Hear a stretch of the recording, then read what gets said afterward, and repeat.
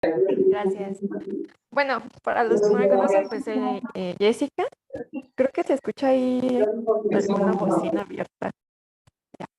Bueno, soy la doctora Jessica Franco, soy R2 de el HGR1 y pues vamos a comenzar con el tema de teorías del envejecimiento.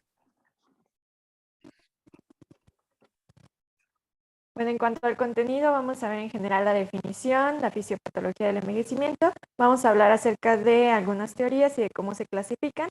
Vamos a hablar del inflammaging, que es como lo más nuevo y reciente, y pues unas conclusiones al final. En el envejecimiento, pues van a ser un conjunto de modificaciones morfológicas y fisiológicas que van a tener un lugar paulatinamente y gradualmente como consecuencia de una acción del tiempo sobre los seres vivos. Este término viene del latín ventus, que significa viejo, y cere, que significa proceso. Entonces, de aquí lo definían como acción o resultado de ponerse viejo. Empezaron a salir varias teorías o varias definiciones conforme al tiempo. Para mí, 1891 lo definía nada más como que era la división de las células germinales y somáticas. En 1907 lo definían como el precio pagado por la diferenciación celular. 1928 lo decían como un efecto secundario del metabolismo como tal.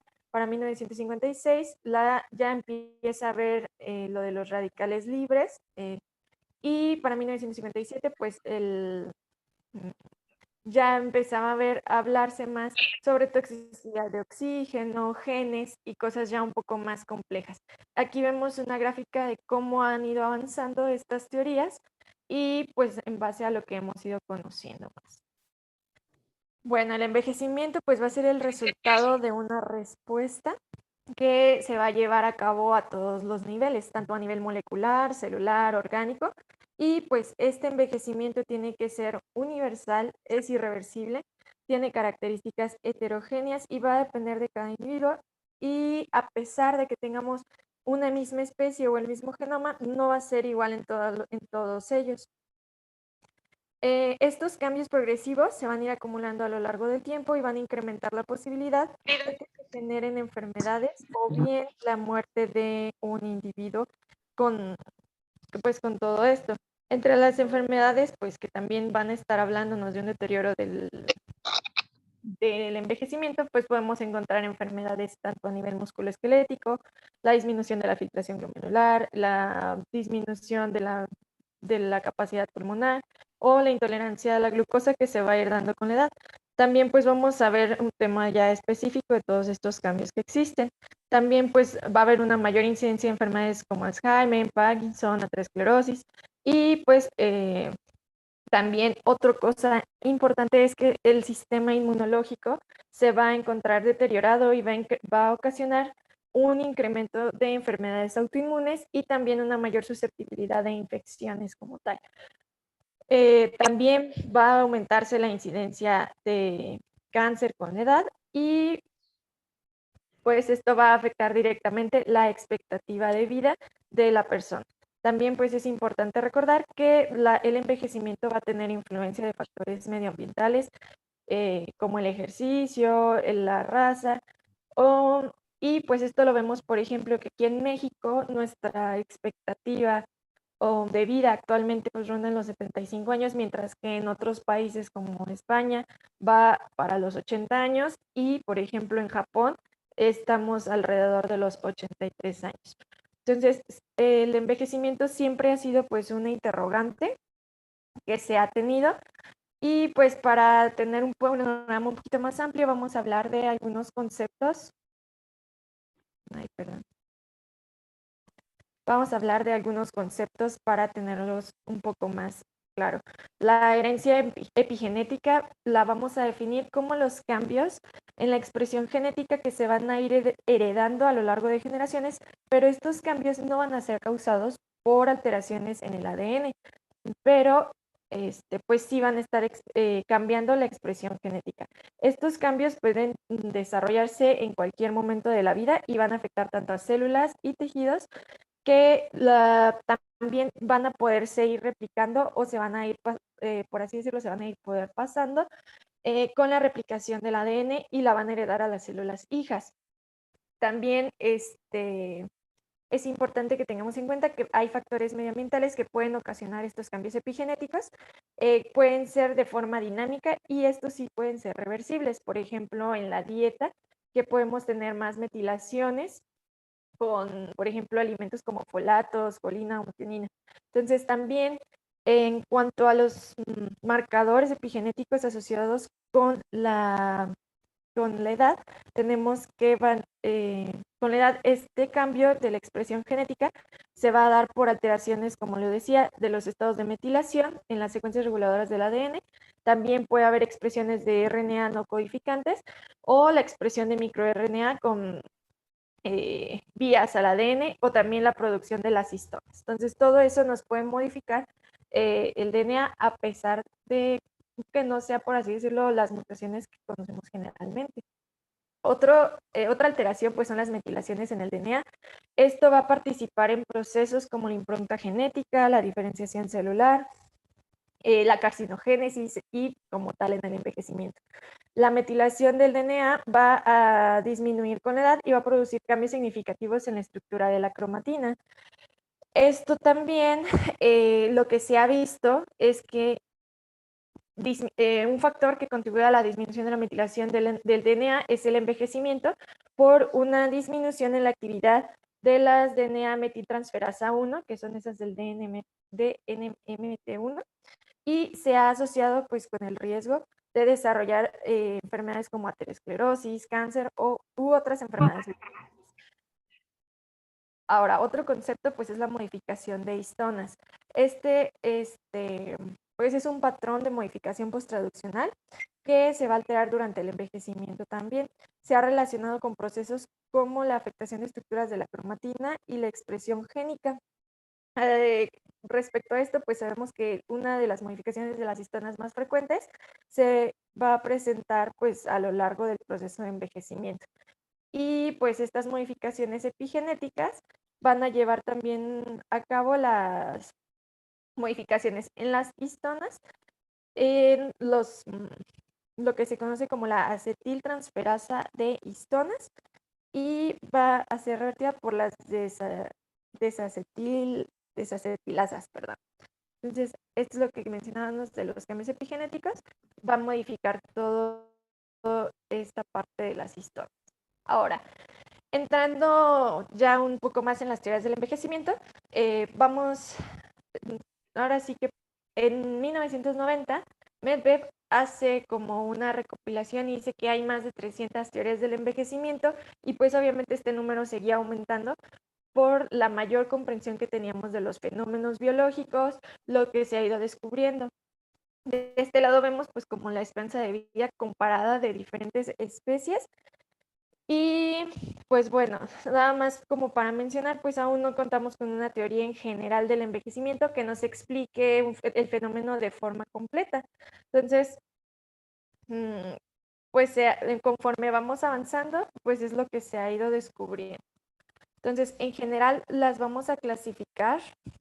En el 2010, perdón, Goldstein y Katzi las dividieron en dos categorías, que sería la primera, que serían las teorías estocásticas, y como teorías no estocásticas o genético-somáticas. Entonces, estas teorías estocásticas incluyen, nos hablan de que hay cambios en el envejecimiento que van a ocurrir de manera aleatoria y se van a ir acumulando a lo largo del tiempo. Entre ellas, pues tenemos la del error catastrófico, que, bueno, se las voy a mencionar así como de forma muy general ahorita y ahorita vamos a hablar más a detalle de cada una de ellas. Este error catastrófico pues es un error en la síntesis de proteínas, ocasiona un daño funcional de la célula y pues la célula ya no puede seguir funcionando. La teoría del entrecruzamiento, que propone que pues se van a entrecruzar proteínas y otras macromoléculas y pues esto va a ser lo responsable del envejecimiento. Las teorías del desgaste, perdón, en la cual pues va a haber una acumulación de daño en las partes vitales y esto va a llevar a la degeneración tanto de tejidos, órganos y finalmente del organismo, y la teoría de los radicales libres, que pues ahorita vamos a hablar ampliamente de ello. La otra categoría, pues dijimos las genético-somáticas, en ellas incluimos lo que es la genética, y va a estar determinado, por así decirlo, como un reloj biológico. Estas teorías lo van a manejar como si fuera un marcapasos que va a estar determinado tanto por efectos inmunológicos y neuroendocrinos. Y van a ser pues lo que nos va a dar los marcadores intrínsecos del envejecimiento. Ahora, las teorías estocásticas, lo que decíamos, un daño aleatorio en las moléculas vitales que se van a ir acumulando hasta que existe una declinación fisiológica que va a estar relacionada con la edad y todos estos daños. Entonces tenemos la teoría de la mutación genética, que son daños que se producen con fallas funcionales y va a llevar a la muerte. También estos daños pueden ser secundarios a radiación, al rayos UV, carcinógenos o procesos metabólicos incluso normales. Y pues se conocen al menos 6 tipos de reparaciones del DNA sin las cuales pues estas células pues se morirían y no habría esa reparación. Ahora, la teoría del error catastrófico, esta fue escrita en 1961. Esta nos habla de que un error que puede ocurrir en la replicación, al momento de la replicación genética o durante la síntesis proteica. Entonces, también se mencionaba los radicales libres como el entrecruzamiento y procesos complejos que pues no pueden llevar a la reparación como tal. Para 1963, Orgel propone un caso o cambio a la hipótesis esta de los errores de Method, en la cual va a proponer que estos errores en la transcripción del RNA o del DNA se van a autoamplificar a modo de feedback y pues van a dar una, pues a potenciarse, por así decirlo. Entonces los errores también, vamos a ver que había errores aleatorios en la transcripción o la transducción, y esto va a llevar a efectos enzimáticos que van a estar dando una rápida acumulación de errores. Esto nos va a llevar a un error catastrófico que a final de cuentas va a ser incompatible con la vida y la función.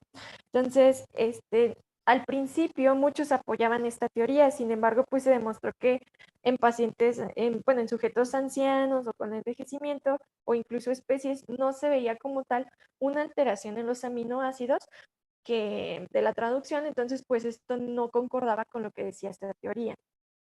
Después salió la teoría de la modificación de proteínas. Esta fue propuesta en 1970 por Connie y Jobstek y se basaba en que pues había una acumulación de proteínas alteradas en el nivel post-translacional que podría tener alteraciones en la función de las células y los órganos.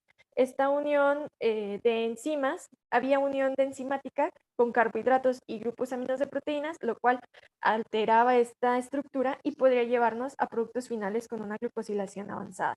Esto pues se veía incrementado, este tipo de productos se incrementaba con el envejecimiento y pues se relacionaba también con patologías como la diabetes o la acumulación de sustancias como la amiloide. Entonces también esto se veía mucho en sustancias como la colágena, la elastina o el cristalino. Entonces también pues con eso se apoyaba un poco más esta teoría. Ahora, la senescencia celular. Partiendo de este concepto, entonces, pues vamos a que los radicales libres pues tienen un efecto también y alteraciones en la homeostasis tanto de la mitocondria que van a promover el envejecimiento con acumulación de daño a lo largo del tiempo y este daño va a producir que haya un envejecimiento en el organismo. Entonces, este proceso es lo que conocemos como senescencia celular y pues va a ser fundamental en el hecho de que todas las células van a tener una vida limitada. Ahorita vamos a ver unas excepciones a esto. Pero la senescencia se va a desencadenar por un daño en el DNA, en el cual van a participar oncogenes o bien la estimulación mitocondrial excesiva. Y vamos a ver que va a ser independiente de si la señal prosenescente se origina por señales persistentes de estrés o bien por la activación de oncogenes que conocemos como el RAS, el BAF o el RAF, perdón, y las células también van a estar sujetas a un daño producido por los genes del ATM o ataxia, telangiectasia, 3, y sus blancos que van a ser los checkpoints, que van a ser los encargados de detener el ciclo celular. Aquí pues recordemos el ciclo celular como tal, y pues al haber alguna alteración en estos checkpoints se detiene el ciclo celular y manda el estímulo para pues parar el ciclo celular. Esta teoría fue descrita en 1965 por Hayflick y Moorhead, y pues la describió primeramente en los fibroblastos de células diploides en cultivos que al inicio se reproducían de una forma rápida y vigorosa, y conforme pasaba el tiempo, pues esta reproducción se iba haciendo más lenta, incluso hasta que se paraba de forma total. Entonces, aquí vemos que la célula senescente pues va a tener reacciones alteradas en las del redox, acumulación de epimutaciones, cambios en el perfil del secretoma celular, alteraciones en los potenciales de membrana de la mitocondria y cambios en la expresión de moléculas de adhesión como los ICA. Entonces, todo eso va a llevar a la senescencia celular.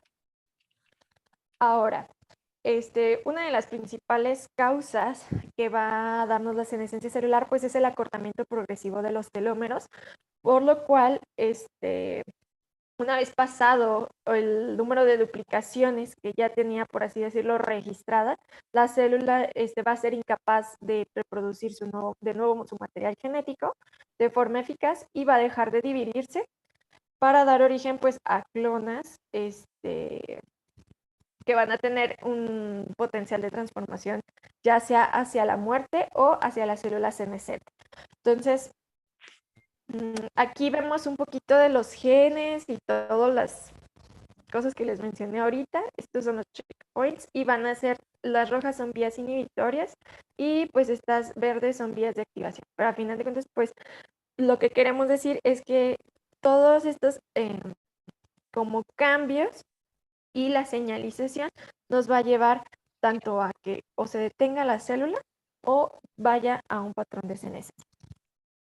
Aquí vemos estas células como ya a nivel pues de microscopía electrónica, que fueron las que empezaron a describir todo este tipo de alteraciones, en las cuales veíamos la acumulación de pigmentos como lipofuscina, que pues resultaban como de la senescencia normal. Y también los pigmentos derivados de la autofagia de las mitocondrias y todo el rollo por el estrés oxidativo. Entonces se veían a nivel del microscopio diferentes este tipo de células. También pues se veía pues la alteración en la organización que tenía la cromatina, haciendo los focos de heterocromatina, y pues también cambiaba la proporción del núcleo citoplasma y presentaban también pues las vacuolas que se ven. Entonces, ahora, hablando de las teorías de los radicales libres, esta fue propuesta en 1956 por Renan y Harman. Estos radicales libres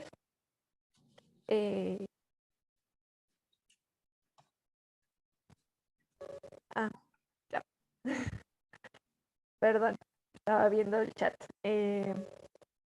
Entonces, tenemos que los radicales libres se cambiaban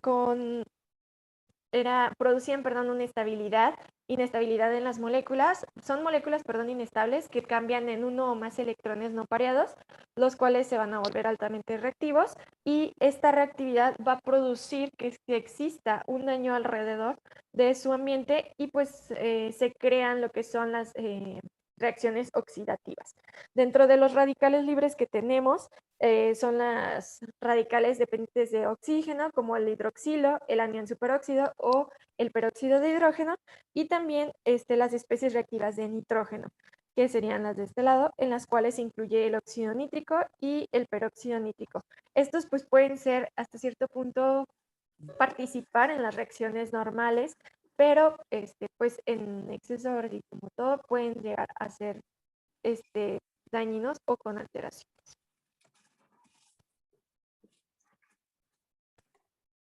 Ahora, acá vemos que este desequilibrio entre el estado de reacciones de oxidación y reducción nos van a causar las alteraciones en las biomoléculas que van a reaccionar con moléculas como la colágena, la elastina, los fosfolípidos, los polisacáridos. Esto va a producir que haya efectos adversos como la pigmentación del envejecimiento, que van a resultar de la pigmentación de organelos oxidados, que es lo que decíamos de las células del microscopio. Entonces, sin embargo, también este daño acumulado por el ADN puede inducir un arresto indefinido de la célula en la fase de G1 y por consiguiente favorecer que nuestra célula pase a una fase G0 para evitar que se esté replicando este material genético dañado y por lo tanto pues que no se estén generando células con mutación. De manera exógena, pues los radicales libres van a poder venir de fuentes ambientales como la luz ultravioleta, la contaminación, y mientras, de manera que los sistemas endógenos enzimáticos tienen que tener la capacidad de responder o de limitar ese daño por la cadena mitocondrial, el transporte de electrones, la respiración celular, los citocromos, la gentinoxidasa, las peroxidasas, y todo eso va a llevar al daño. Sin embargo, existe también una respuesta antioxidante que tenemos para neutralizar todo este tipo de sustancias con la superoxido dismutasa, la glutatión peroxidasa, las catalasas, que también tenemos no enzimáticos como el ácido ascórbico, que es la vitamina C, el tocopherol, la vitamina E, o la glutatión reducida, carotenos y flavonoides, que vamos a ver que más adelante se empiezan a proponer como, pues ahora sí que puntos para lograr abordar el envejecimiento. Eh, bueno, va a existir también con el paso del tiempo pues una acumulación de este tipo de moléculas oxidadas durante los procesos de envejecimiento y va a tener una afección a todos los niveles, tanto a nivel celular, del sistema nervioso central, endocrino, inmunológico, que van a ser los principales afectados. Eh, También se ha visto en pruebas experimentales que se apoya esta teoría de envejecimiento con que se ha visto que en los animales más viejitos pues tienen un mayor índice de oxidación que animales jóvenes por una acumulación del ADN, proteínas, los lípidos oxidados, y esto va a deberse probablemente a un incremento pues en la respuesta a los radicales libres. Todo esto va a concordar o apoyar el hecho de que las enzimas implicadas en esta regulación de los radicales libres pues van a encontrarse más disminuidas con la edad. En cuanto al punto genético, la longevidad y la propensión a desarrollar patologías relacionadas con la edad pues se han asociado con alteraciones irreversibles en las secuencias del genoma, así como mutaciones o sobreexpresión de genes. Y pues todo esto va a alterar obviamente la homeostasis en las reacciones óxido-reducción y van a reaccionar directamente con los mecanismos de respuesta antioxidante o bien cualquier proteína para generar residuos carbonilados, y algunos pueden dar cambios permanentes en las funciones de proteínas o bien en su estructura o bloquear los sitios activos que tenemos. Se han descrito que hay cerca de 30 al 50% de las proteínas en las células animales senescentes que pueden estar afectadas por estos radicales libres. Entonces, pues en sí, el estrés oxidativo y radicales libres nos van a modificar todas estas estructuras de proteínas y al haber menor capacidad antioxidante con la edad, pues se va a ver más propenso. Después empezaron a sacar esta teoría que es la capacidad de respuesta de resistencia a las reacciones oxidorreducción. Se dice que esta capacidad de respuesta implica la capacidad de generar especies reactivas de oxígeno, de mantener esa homeostasis en las reacciones y la capacidad de degradar las proteínas que se han dañado por la oxidación. Y pues esto es lo que mencionábamos que se ha visto alterado o disminuido en las células senescentes. Ahora, en cuanto a la teoría mitocondrial, también hay que recordar que la mitocondria pues, es una de las principales fuentes de generación de radicales libres en la célula, pero también hay mutaciones a nivel de DNA mitocondrial como tal, que nos puede ocasionar enfermedades específicamente con nada más tener esas mutaciones en las mitocondrias. Esta propuesta de la mitocondria fue inducida por Michael, que sugería que la senescencia es el resultado del daño que las especies reactivas de oxígeno causan en el genoma de la mitocondria en las células postmitóticas. Entonces, más adelante se demostró que esta cantidad de oxidantes generados por la mitocondria pues va a ser un factor muy importante para la edad y ya ahora se conoce que pues no solo es que sea un mal funcionamiento de la dinámica de la mitocondria con el envejecimiento, sino que también el surgimiento de enfermedades neurodegenerativas y metabólicas se pueden dar por el mismo estrés o alteración en la mitocondria. Estas mitocondrias dañadas, que están dañadas por la actividad de oxígeno, van a volverse progresivamente menos eficaces y van a perder su integridad funcional, van a liberar más moléculas de oxígeno, lo cual va a causar más daño oxidativo y se va a volver un círculo vicioso en el cual va a haber disfunción de mitocondrias, va a haber mayor senescencia, mayor envejecimiento y pues mayor daño por especies de oxígeno. Ahora, hablando un poco de las teorías genético-somáticas, estas van a considerar el envejecimiento como un proceso, lo que mencionábamos, continuo, y van a estar relacionados o como limitado con una expectativa de vida máxima para cada especie. Esto fue propuesto en 1960 por Meten Edward y que habla que durante la evolución se van a desarrollar genes codificadores de caracteres favorables para la adaptación y un desarrollo más temprano de estos pues nos van a dar genes menos favorables. Los animales en los cuales perduran son en los cuales la expresión se suprime o retrasa hasta después de la maduración sexual, cuando sus efectos serían menos perjudiciales. Ahora, esto se basa en el hecho de que hay determinados genes que causan la expresión fenotípica de algunas enfermedades. Por ejemplo, tenemos las hiperlipidemias familiares y todo eso, que va a hacer que estas enfermedades que predisponen al momento de que se activen, por así decirlo, van a disminuir más esta expectativa de vida.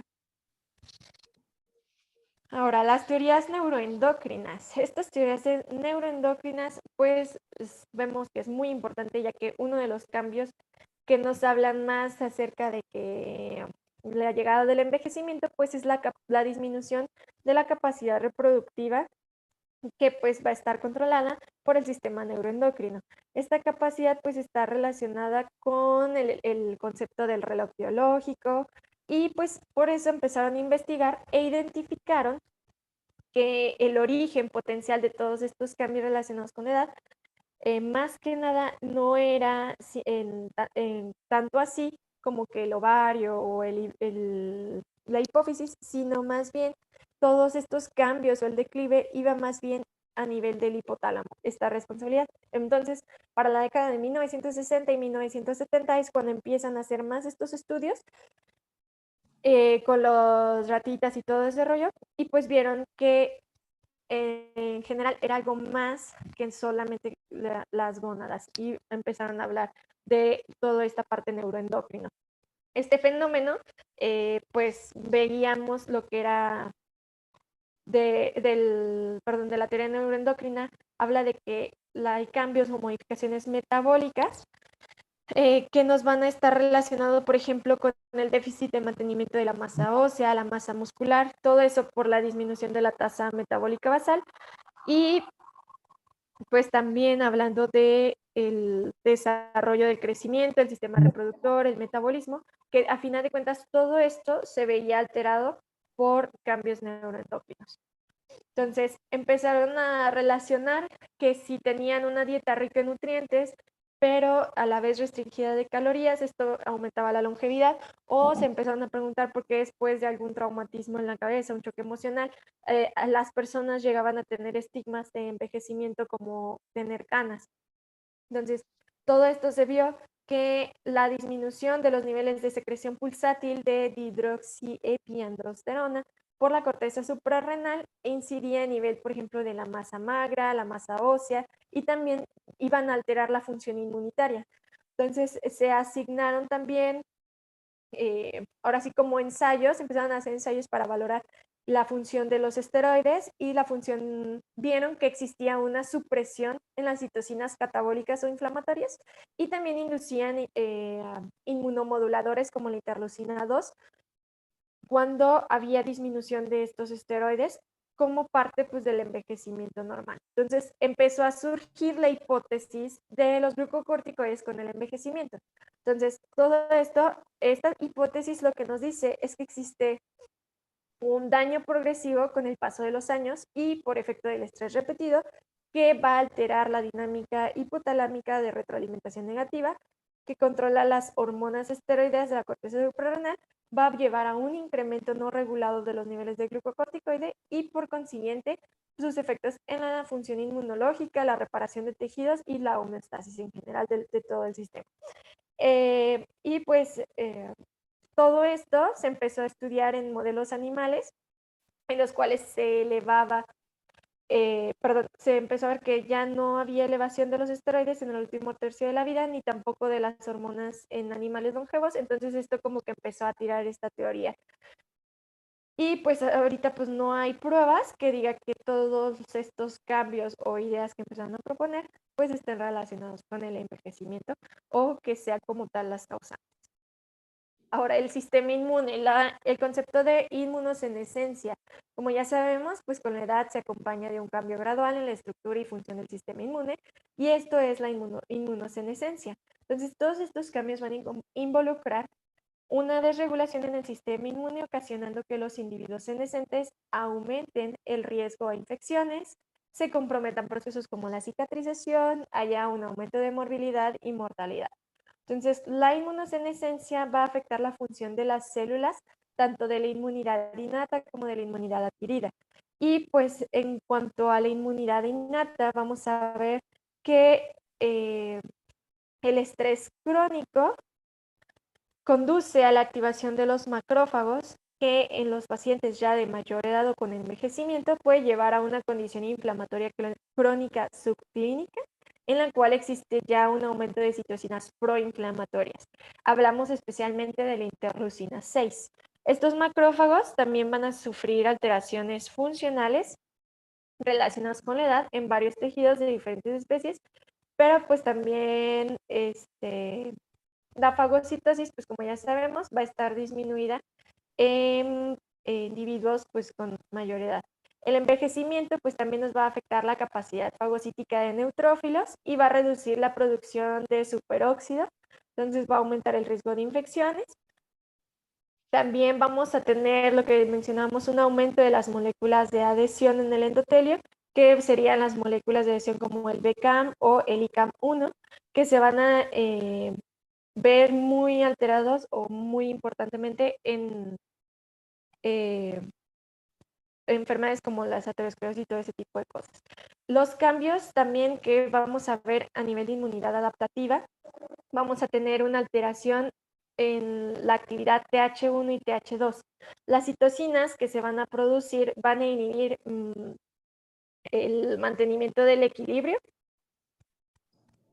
tanto a nivel humoral como de este tipo de respuesta. Entonces, la respuesta TH1 va a estar disminuida. Va a disminuir la interleucina 1 y que es producida por la respuesta TH1. Entonces, esta desregulación va a hacer que aumente la respuesta tipo TH2 y aumenten interleucinas como la interleucina 10. Esto lo que va a hacer es que tengamos una respuesta que tienda más a la atopia, a la alergia y todo ese tipo de enfermedades como rinitis, asma, enfermedades crónicas y autoinmunidad. Entonces, hace que el envejecimiento tenga mayor, pues, como sensibilidad o, pues, predicción a eso. Ahora, la teoría de los telómeros. La teoría de los telómeros se va a encontrar, estos telómeros, perdón, van a ser como pares de bases que están extra del material genético en las células eucariotas. Todo esto nos sirve como estructuras protectoras que se encuentran en el extremo. Estos son como sus pares de bases codificadoras. Tienen son secuencias de nucleótidos de 6 nucleótidos que son TTA, GGG. Y estos telómeros, cuando nacemos, tenemos cerca de 15,000 pares de bases que en cada división celular se van a estar perdiendo a un ritmo de 25 a 200 pares de bases. Entonces, eso hace que estas secuencias hexaméricas del telómero van a estar sintetizadas por las enzimas ribonucleoproteasas que van a estar expresadas a nivel de células germinales nada más, no en células somáticas. Entonces, ¿qué vamos a sacar de todo esto? En sí, los telómeros van a ser más largos o va a tener más telómeros en células que tienen recambios, que se cambian de una forma más corta, o sea, vida corta, como células epiteliales o células hemáticas. Todo esto como un mecanismo de protección para esa replicación. Entonces, durante el ciclo celular, cuando tenemos ya la llegada de que se pierde el telómero en la fase M1, que es la primera replicación de las células germinales, se pierden estos telómeros, va a mandar la señal para que esa célula se deje de reproducir y no nos dé células con mutaciones después.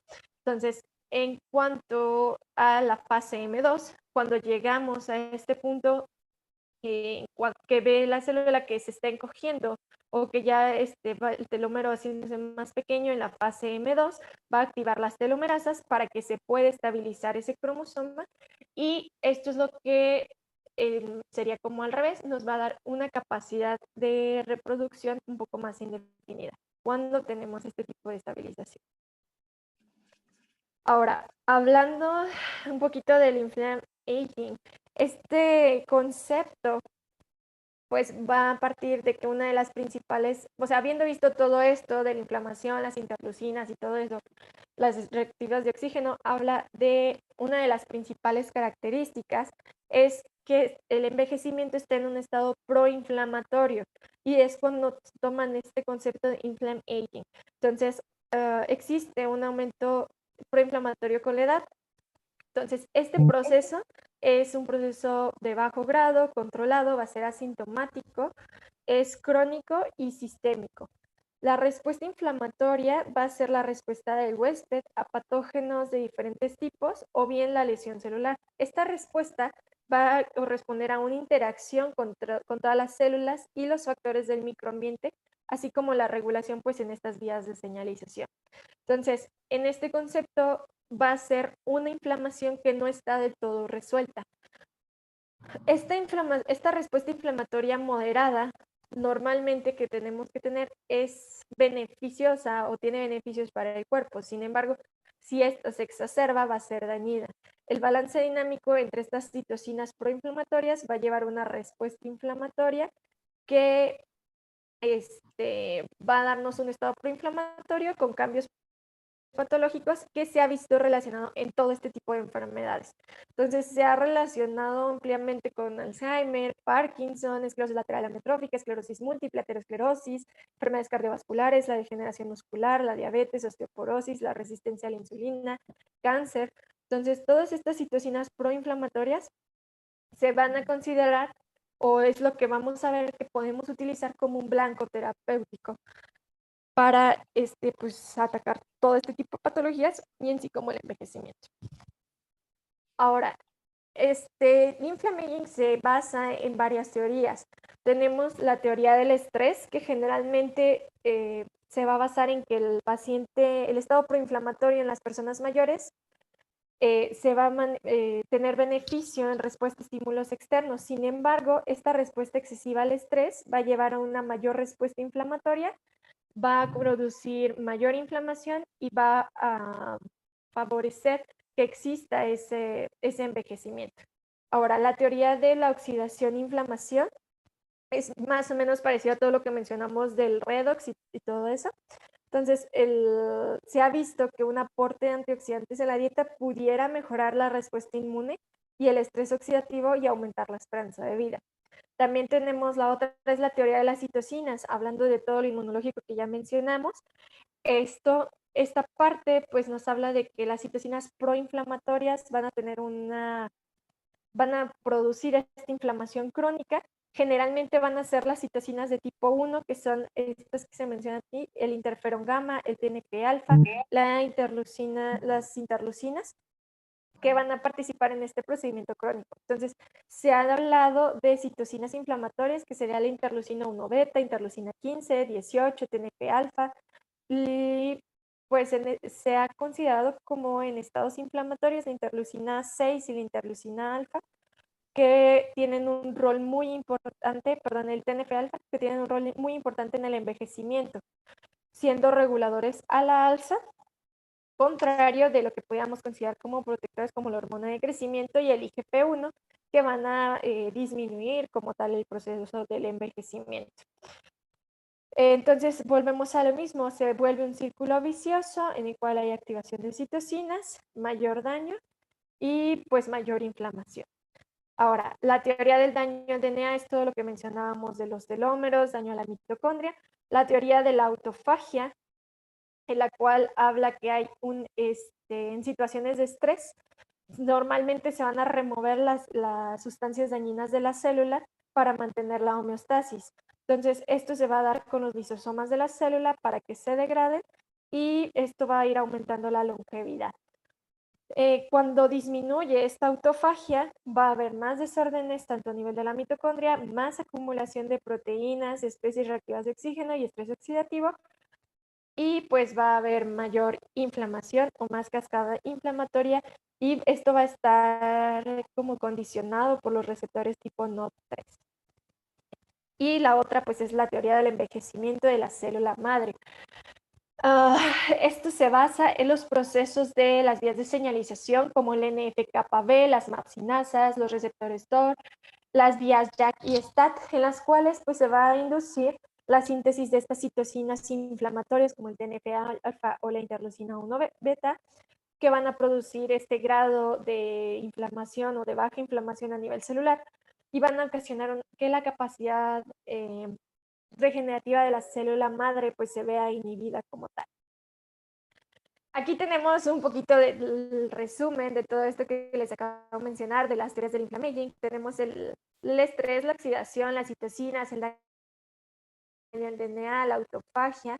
Todo esto va a llevar a un imbalance o un desequilibrio entre la homeostasis que tiene la respuesta inflamatoria, y estas son las vías de señalización que se han visto activadas en todo esto.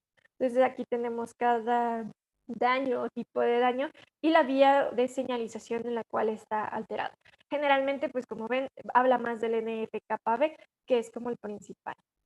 Ahora, en base a todo esto, ¿qué es lo que vamos a hacer? Tenemos como potenciales marcadores del inflammaging que nos pudieran hablar o pudiéramos utilizar como marcadores de senescencia. Se ha visto o se ha propuesto que sean células inmunitarias, citocinas o bien los microRNAs. Ahora, estas células inmunitarias vamos a ver como marcador de senescencia un aumento de los linfocitos TCD8 positivo y una disminución de los linfocitos TCD4 y marcadores de las células B con CD19 positivo. Esto nos habla de senescencia. También las citocinas, tenemos que la interleucina 6 se ha relacionado con un aumento de mortalidad, marcador de predictor de discapacidad y de mortalidad. Se han propuesto como citocinas de proinflamación o de senescencia la interleucina 6, TNF-alfa, interleucina 10. Y de los microRNA, pues son todas las vías o pathways que ya mencioné, que tenemos el NF-κB, el mTOR, sirtuins, TGF-beta y este que tenemos aquí, WNT. Ahora, sabiendo esto, ¿qué intervenciones podemos realizar? Se ha tratado de buscar un fármaco ideal o para tratar de reducir todo este daño del estrés y la degeneración celular. Sin embargo, pues obviamente pues todavía no lo tenemos como tal. En investigaciones, pues lo que se ha visto es que tiene que ser un medicamento eficaz, seguro, que no sea tóxico y que sea apropiado para su uso a largo plazo.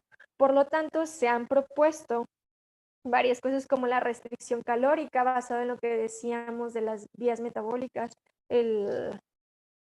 y lo que se ha visto que reduce el envejecimiento, el zinc, el resveratrol y el uso de flavonoides y de suplementos como este, que es el Epinim y Cari. Sin embargo, pues no tienen como pues tanta validez y es lo que se ha estado investigando y son líneas de investigación pues que se han estado abriendo. Ahora, en cuanto a factores ambientales, pues ya nada más como para concluir, también puede afectarse no solo pues por los factores genéticos, sino por estímulos externos y pues se van a ver alterados factores como la nutrición, el estrés, la actividad física, la contaminación, el consumo de alcohol y tabaco y pues ya como ya vimos, modifica la expresión genética. Estos factores ambientales y el estilo de vida pues van a desencadenar o van a estar muy relacionados también con la senescencia y el acortamiento de telómeros.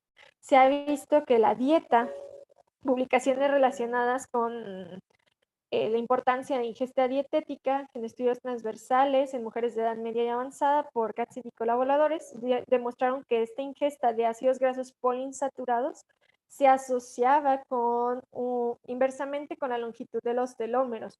Entonces, el comer grasas saturadas disminuía los telómeros y dietas altas en fibra se asociaba con pues, telómeros no tan cortos. El ejercicio pues se va a basar en que esta actividad física, al hacerla de una forma regular y constante, nos va, aparte de todos los beneficios que ya sabemos para la diabetes, hipertensión, osteoporosis, lo que va a hacer es disminuir la respuesta natural al estrés en los circuitos cerebrales y va a regular la actividad simpática periférica. Esto va a hacer que disminuya el estrés tanto psicológico y el estrés oxidativo y va a tener un efecto antiinflamatorio al disminuir las interleucinas 6 y el TNF-alfa. Y pues el tabaquismo, pues ya sabemos que ese aumenta la inflamación y el estrés oxidativo por todos los efectos y sustancias que contiene. Entonces, a manera de conclusión, en este esquema vemos como todo lo que está implicado en el envejecimiento o las teorías del envejecimiento. Si bien no tenemos una teoría del envejecimiento que nos va a explicar todo así de forma específica y claramente pues conforme vayamos avanzando en las investigaciones, en el conocimiento, va a ir surgiendo nuevas teorías. Entonces, lo que sí sabemos o lo que se ha integrado hasta ahorita es prácticamente esto. Tenemos intervenciones externas, internas, afección genética, procesos biológicos y todo esto tenemos que cuidarlo porque a final de cuentas, cambios externos como el estilo de vida, hospitalizaciones, estrés ambiental, los cambios más del organismo como cambios hormonales, composición muscular, daño genético, la autofagia y todo eso pues va a ser un conjunto, va a llevar al envejecimiento y pues como tal, pues eso es todo. ¿Algún comentario? Ahora sí. Muy bien, Jessy. ¿Algún R1 que quiera hacer alguna aportación extra a estas conclusiones que ya nos aportó esta Jessica? De manera breve.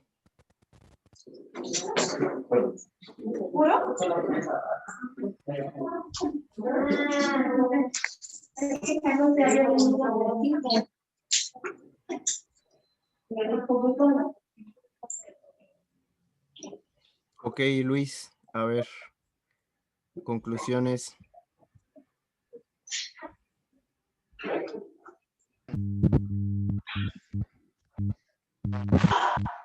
Como conclusión, yo me quedaría con que el proceso del envejecimiento es complejo, involucra múltiples niveles, tanto tissulares, celulares y moleculares, como lo menciona la doctora Jessica. No se ha llegado a unificar una teoría como tal porque a través del tiempo se han ido descartando estas teorías. Actualmente, con los nuevos avances, ya sea tanto moleculares como de ADN, podemos irnos formulando nuevas teorías que antes no consideraban hace algunos años, como tanto como las citocinas inflamatorias, como el daño DNA, así como, por ejemplo, los telómeros, el daño mitocondrial, que son relativamente un poco más nuevos, ¿no? Entonces yo creo que con el paso del tiempo van a surgir nuevas teorías que nos ayuden a explicar de mejor manera el proceso de envejecimiento. Muy bien, muchas gracias por tu aportación, Luis. Y pues bueno, ya nada más parte como conclusión de esto. Tomen foto de esta última diapositiva y de este diagrama que más adelante pues vamos a poder hacer una comparación con uno de los grandes síndromes geriátricos que vamos a estudiar, que es la fragilidad. De hecho, en el artículo de la doctora Linda Fried viene un esquema en el cual nos trata de explicar toda la fisiopatología del síndrome de fragilidad y es muy parecido a este que nos presentan acerca de las teorías del envejecimiento. Entonces, no verlo como simplemente estudios a nivel molecular y que estamos muy alejados de estar en contacto con este tipo de teorías, sino que más bien tenemos que aterrizar estas teorías al contexto clínico de nuestros pacientes y cómo es que nosotros vamos a intervenir dentro del envejecimiento.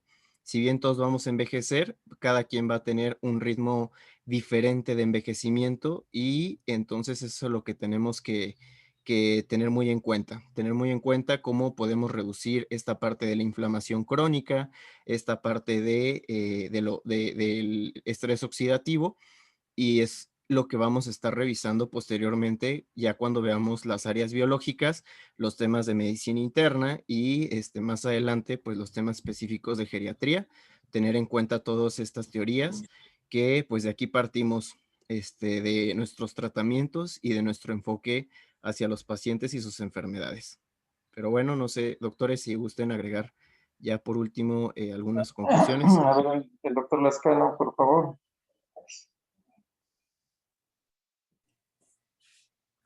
¿Qué tal? A ver, Jesse, yo soy Hafli. Refútame. Refuta mi teoría.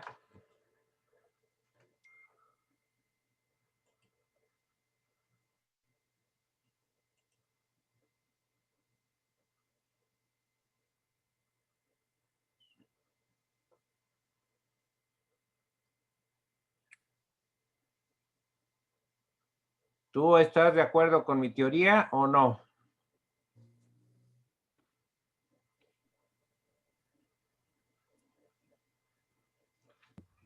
Pues es que en sí... Te presento mi libro, mira. Pues es que, o sea, tiene como parcialmente la razón. O sea, porque podemos decir que sí existen todos esos cambios, sí hay senescencia celular, sí hay pues esos mecanismos, pero a final de cuentas la célula tiene como en sí misma los checkpoints, tiene toda la parte de los oncogenes, oncogenes que limitan el daño y a su vez, pues por así decirlo, lo mantienen en una homeostasis. El problema pues va más adelante, que es lo que ya se demostró con todo lo del inflammaging, que pues se ven alterados esos pathways y ya es donde está como tal el daño. O sea, como para la época, yo creo que era una teoría pues avanzada como tal. Bien, ahí en el libro viene también la teoría de la telomerasa, de los telómeros. También viene incluida ahí. El límite de 50, yo le podría comentar, el límite de 50 divisiones es en determinado tipo de tejido celular también. Puede haber entonces lo que llamamos un reloj químico y puede haber también un reloj biológico o reloj celular que determinen en cierto momento la activación, por ejemplo, de células encargadas de matar a otras células. O sea, tenemos como sicarios, eso ya está bien identificado, ¿no? Hay un libro también muy interesante para el que quiera ahondar un poco más en todo esto, además del libro que les puse aquí, es este otro, se ve al revés. Yo creía que lo tenía, pero no lo tengo en PDF, La muerte y sus ventajas. Está cortito. Está cortito. Se habla también del proceso de cómo las células llega a determinado momento en que se activa la célula que es encargada de acabar con otras células dentro del mismo tejido, ¿no? Aquí el problema es saber por qué. A veces no se sabe estrictamente el por qué, ¿no? Lo que vale la pena es la otra diapositiva que pusiste. No, la primera de las teorías estocásticas y no estocásticas. Hacer esa diferenciación. Porque desde el punto de vista de las teorías estocásticas hay mucha medicina antienvejecimiento, sobre todo en relación a los radicales libres, en fin. De las otras, pues es menos, ¿no? Déjame ver. Pero para que ustedes aprendan o sitúen cuáles son las teorías y las que ahora están más en boga, digámoslo así, pues están del lado derecho, ¿no? Las teorías no estocásticas. Bien, pero hablamos, a ver, ¿quién me dice, yo soy el doctor Heiblich, y ¿quién me tiene una pregunta acerca del límite Heiblich y acerca del tipo de tejidos en que se puede dar?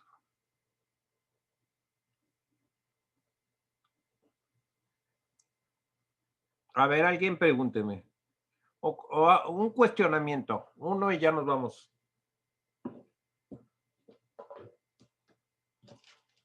Estamos hablando del límite Heiblich de la división celular. ¿Hasta cuántas veces?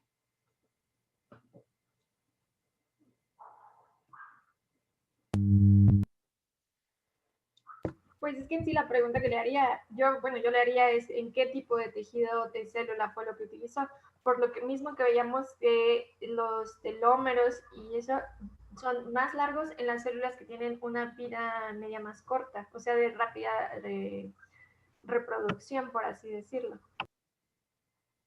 Ok, ¿quién está hablando? Yo, doctor Jessica. Ya te vi. Bueno, no te veo, pero está bien, vas bien. Ajá, a ver, síguele.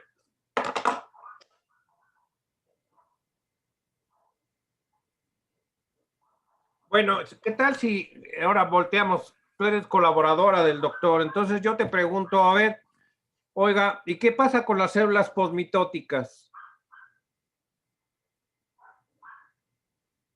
Ajá. ¿Qué tipo de tejido posmitótico tenemos? Si se acuerdan de esa clasificación, ¿no? O de ese. Ajá. ¿Se acuerdan? A ver, ahí están, mira, están las tres juntas, estrella con 1, 2, 3, ¿sí, verdad? Están juntas. Ya las vi. Ajá. Ya las vi. Bien, ¿cuál es un tejido? A ver, díganme cualquiera de las tres. ¿Cuál es un tejido que tenga las células posmitóticas? Y entonces, ¿cómo vamos a hablar del límite de división celular?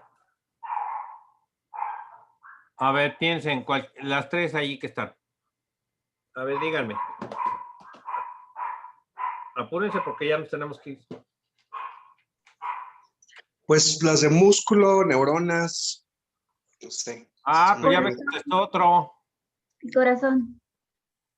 Corazón. Okay. Ajá, entonces, ¿verdad que es diferente el concepto de envejecimiento en las teorías del envejecimiento en células posmitóticas que en células que sí tienen una división celular, hablando del límite Heiblich o de las telomerasas inclusive, ¿no? ¿Qué es lo que acaba con nuestras neuronas? Además de las clases. el estrés, las desveladas, la residencia. Las guardias. Ajá. ¿Qué es lo que acaba con eso? ¿Verdad? Esas son las preguntas. Ahora, también habla el doctor Haglich en su libro de un límite de un reloj químico, que tiene mucho que ver. Y de la cronodisrupción de las que estabas hablando, un concepto muy importante, eso de la cronodisrupción. Es muy importante ese concepto también para entender algunas de las alteraciones que hay con el envejecimiento normal, ¿verdad?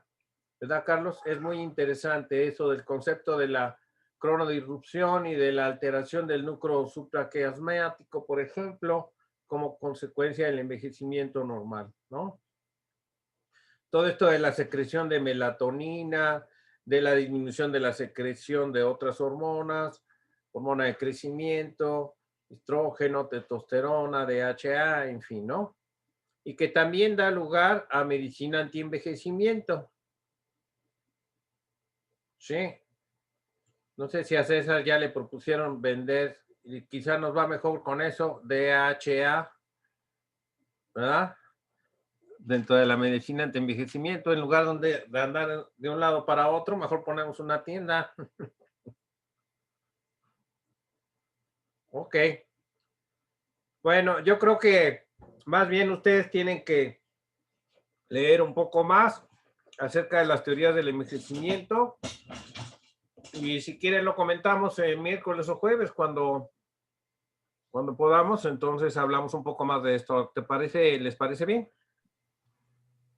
Perfecto, Doc. Está muy bien, doctor. Pues Juan o César, ¿no quieren hacer algún comentario?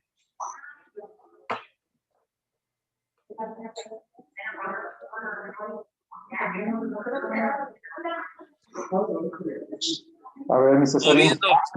No, todo viendo. Bueno, muy bien. Sí.